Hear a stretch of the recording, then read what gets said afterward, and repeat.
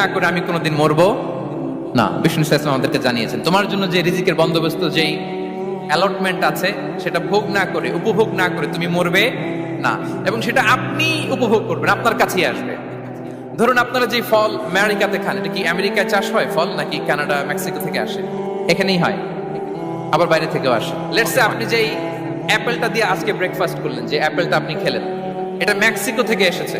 ওই অ্যাপেলটা যখন কুড়ি অবস্থায় ছিল, মুকুল অবস্থায় ছিল, তখনই ওটার মধ্যে আপনার নাম লেখা।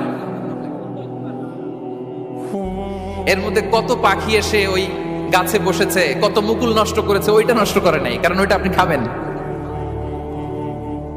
ওইটা পুষ্ট হয়ে সুন্দর একটা ফল হয়ে ইম্পোর্টেড হয়ে এটা আমেরিকাতে আসলো, আমেরিকার বাজারে। অনেক মানুষ ওই ফলটা সুপার মার্কেটে যে ধরে চড়ে নেড়ে আবার রেখে দিয়ে চলে গেছে, নেয় নেই। ওইটা সে খাবে না, কারণ ওইটা আপনার রিজিকে লেখা।